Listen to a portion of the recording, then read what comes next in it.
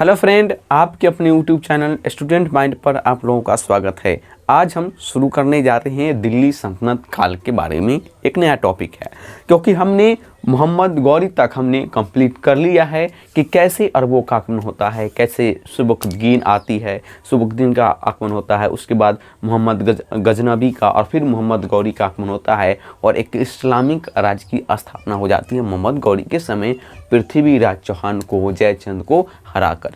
Clear, हमने जाना था। उसके बाद तुर्क का भी, उसके बाद उसका ही तो उसके बारे में उसके बारे में हम जानेंगे कि मोहम्मद गौरी क्या हुआ, आगे की परिस्थिति कैसे हुई, मोहम्मद गौरी के बाद क्या हुई भारत की राजनीति की स्थिति परिस्थिति में।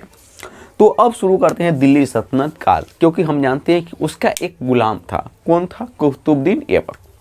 कुतुबुद्दीन ऐबक के बारे में आप लोग जानते होंगे। कुतुबुद्दीन ऐबक नहीं जानते तो जान लीजिए कि उसका एक गुलाम था।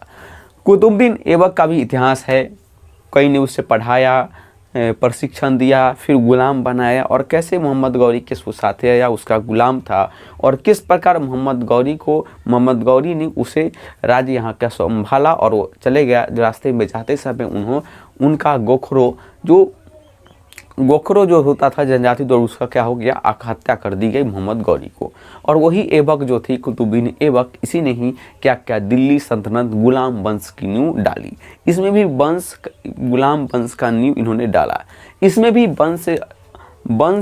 इसमें भी देखा जाता है गुलाम वंश में, जैसे हुआ कि कुतुब वंश से संबंधित है कुतुबुद्दीन ऐबक, क्योंकि इसमें भी जैसे हम देखते हैं एक गुलाम वंश है, गुलाम वंश ममलूक वंश, जिसमें से दिल्ली सल्तनत में कई ऐसे शासक, 2-3 ऐसे शासक रहे हैं जो किसी का गुलाम रहे हैं, लेकिन उसके बाद जो शासक आए वो पूर्णतः रूप से स्वतंत्र हुए हैं। जैसे इल्तुतमिश को देख लीजिए, बलबन को देख लीजिए, ये स्वतंत्र रहे हैं। तो इसलिए गुलाम वंश, इसे ममलूक वंश भी, गुलाम वंश भी से कहा जाता है। ये कुतुब राजवंश कहा जाता है कुतुबुद्दीन ऐबक को। फिर उसके बाद आते हैं शमसी वंश, जैसे इल्तुतमिश इत्यादि को कहा जाता है। तो ऐसे ही जिनल वे में लेकर चलते हैं कि गुलाम वंश, ममलूक वंश को चलते हैं। दिल्ली सल्तनत में एक गुलाम वंश आएगा, उसके बाद आएगा खिलजी वंश आएगा, खिलजी वंश के बाद आएगा तुगलक वंश आएगा, तुगलक वंश के बाद आएगा तुगलक वंश के बाद आ जाएगा खिजर खा सैयद वंश आएगा। उसके बाद आएगा लोदी वंश आएगा और लोदी वंश के ही अंतिम शासक होंगे इब्राहिम लोदी। और उसी समय हुआ है बाबर का आगमन और बाबर द्वारा सिकंदर जो लोदी है, इब्राहिम लोदी है, उनको हरा दिया गया है और इसी से मुगल का क्या हुआ है, उत्थान हुआ है, मुगल की भारतीय राजनीति में उत्पत्ति हुई है। तो शुरू करते हैं। ये हमने जाना कैसे जनरल में हम धीरे धीरे हम जानेंगे, स्टेप टू स्टेप हम इतिहास को जानेंगे, मध्यकाल के इतिहास के बारे में। तो पहला जो है दिल्ली सल्तनत में हो गुलाम वंश, ये इसे ही ममलूक वंश कहा गया है। कब से कब तक चली है? 1206 से लेकर 1290 ईस्वी तक ये चली है गुलाम वंश। कब से कब तक? 1206 से लेकर 1290 ईस्वी तक। क्लियर। इसकी जो स्थापना सबसे पहले किया है वो किसने किया है? कुतुबुद्दीन ऐबक ने किया है। किसने किया है? कुतुबुद्दीन ऐबक ने किया है। जो कौन था? जो तुर्क था। कौन थे? यही कुतुबुद्दीन ऐबक किसका? मोहम्मद गौरी का गुलाम था। और इसकी भी बहुत सारी इतिहास उतना नहीं जानना है, बस यानी कि मोहम्मद गौरी का गुलाम था। और कौन सा? ये कुतुबुद्दीन ऐबक भी तुर्क जनजाति थे। इन्होंने सीखा, पला बढ़ा और यहाँ पर आए। क्लियर। और ये किसके साथ आए थे? मोहम्मद गौरी के साथ। गुलाम में किसका था? मोहम्मद गौरी का ये गुलाम था। आते समय इन्होंने कब गुलाम कुतुब राजवंश संबंधित उन्होंने अपनी स्थापना किया कुतुबुद्दीन ऐबक ने। क्लियर, इतना बात समझ गया।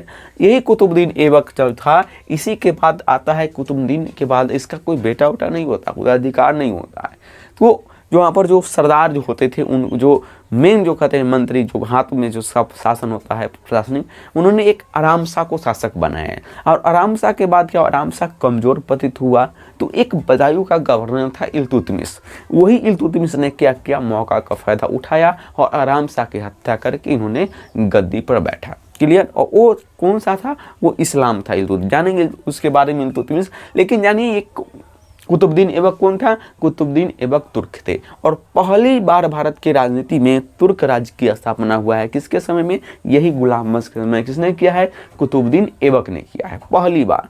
ये देखिए वास्तविक शासक इसको कहा जाता है इल्तुतमिश को, क्योंकि तो गुलाम थे गौरी के, लेकिन इल्तुतमिश पूरी तरह से स्वतंत्र था। तो इस इल्तुतमिश जो था पूरी तरह स्वतंत्र था, इसलिए इन्हें वास्तविक शासक भी कहा जाता है। क्लियर, इन्हें वास्तविक शासक कहा जाता है। और जो कुतुबुद्दीन ऐबक इन्होंने तुर्क थे, इन्होंने स्थापना इन्होंने किया है, गुलाम के रूप में किया है। क्लियर, इसलिए इन्हें गुलाम वंश भी कहा जाता है और ममलूक वंश गुलाम वंश भी कहा जाता है।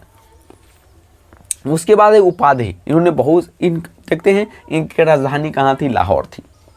कुतुबुद्दीन ऐबक की राजधानी कहाँ थी? गुलाम वंश की लाहौर थी, लेकिन मुख्यालय इंद्रप्रस्थ माने कि दिल्ली का ही पुराना नाम क्या है? इंद्रप्रस्थ है। तो दिल्ली में इनका मुख्यालय था। मुख्यालय दिल्ली में, भले ही राजधानी लाहौर में थी, लेकिन मुख्यालय कहाँ पर थी? दिल्ली में। मुख्यालय कहाँ थी?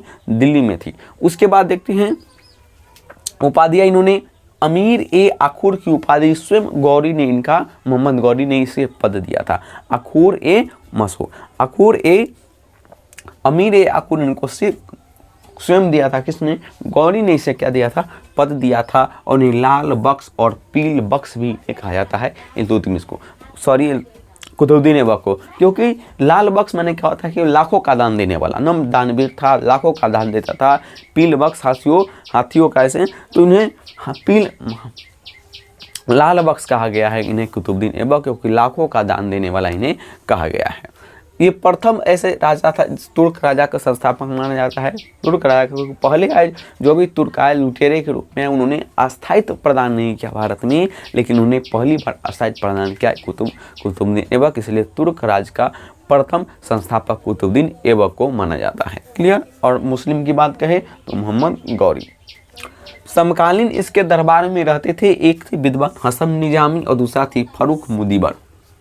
हसन निजामी, फर्रुख मुदीवर इनके दरबार में रहते थे। हसन निजामी और फर्रुख मुदीवर इनके दरबार में रहते थे। इससे क्वेश्चन पूछता है कि कौन से विद्वान किसके समकालीन था, कौन सा किताब लिखा किया, तो ये आपको ध्यान रखना होगा। उसके बाद इसकी सेनापति हुआ है यही बख्तियार खिलजी। इसके बारे में आप जानते होंगे बहुत थोड़ा। यही बख्तियार खिलजी इनका सेनापति था, कुतुबुद्दीन ऐबक का, और इसने ही नालंदा विश्वविद्यालय को जला दिया था, नष्ट कर दिया था। और बहुत बार क्वेश्चन पूछता है कि नालंदा विश्वविद्यालय को ध्वस्त किसने किया? तो बख्तियार खिलजी। कौन किया है? बख्तियार खिलजी ने। कुतुब मीनार का निर्माण इन्होंने आरंभ प्रारंभ किया, केवल आरंभ किया है। कुतुबुद्दीन ऐबक के बारे में कुतुब मीनार को इन्होंने आरंभ किया है बनवाना, मात्र 1 मंजिल इन्होंने कुतुबुद्दीन ऐबक ने बनाया है। इसके बाद जो भी शासक है उन्होंने अपने अपने कार्य उन्होंने बनाया है। एक छोटा सा वीडियो कुतुब मीनार पर हम लाऊंगा, उस पर दिखाऊंगा कुतुब मीनार से कैसे क्वेश्चन बनते हैं और कौन कौन शासक ने उसको बनाया है, तो देख लीजिएगा। लेकिन कुतुब मीनार का आरंभ किसने किया है बनाना? वो है पूर्ण रूप से नहीं बनाया है, आरंभ किया कुतुब मीनार को बनाना किसने किया है? कुतुबुद्दीन ऐबक ने किया है। कुतुबुद्दीन ऐबक का मकबरा जो बना हुआ है वो लाहौर में है। लाहौर जानते होंगे कहाँ है? पाकिस्तान में है। क्लियर। और पहले तो सब कुछ भारत ही था। क्लियर। उसके बाद इसकी मृत्यु क्या हो गई है? चौगन खेलते पोलो आप जानते होंगे, घोड़े से खेला जाता है, तो घोड़े से गिरकर इनकी क्या हो गई है? मृत्यु हो गई है। इनकी कोई बेटा उटा नहीं था, तो आराम शाह को शासक बनाया गया, और आराम शाह कमजोर पतित था, तो इसी की फायदा उठाते हुए इल्तुतमिश ने इसकी हत्या करके वो शासक बन बैठा। और इल्तुतमिश वहाँ बदायूं का क्या था? गवर्नर के रूप में कार्य करता था, योद्धा भी था, महत्वाकांक्षी था, और इस प्रकार उन्होंने मौका को फायदा उठाकर उन्हें शासक बन गया। और दूसरा शासक गुलाम वंश का तीसरा शासक पहला हो जाएगा कुतुबुद्दीन ऐबक, दूसरा आराम शाह, तीसरा इल्तुतमिश जो मुस्लिम था, और पहली बार मुस्लिम दिल्ली सल्तनत में मुस्लिम शासक के रूप में इल्तुतमिश ने अपना जगह बनाई, और आगे की विस्तार इन्होंने किया और आगे के कार्यवाही को आगे बढ़ाया।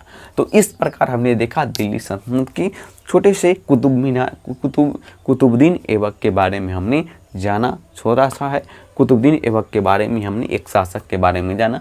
अब जानेंगे इल्तुतमिश के बारे में, उसके बाद रजिया सुल्तान इत्यादि शासक के बारे में हम जानेंगे। तो चलिए आज की बस लेक्चर में बस इतना ही। तो ऐसा ही वीडियो लेक्चर को आगे देखने के लिए हमारे चैनल को सब्सक्राइब करें, लाइक करें, दोस्तों के साथ शेयर करें।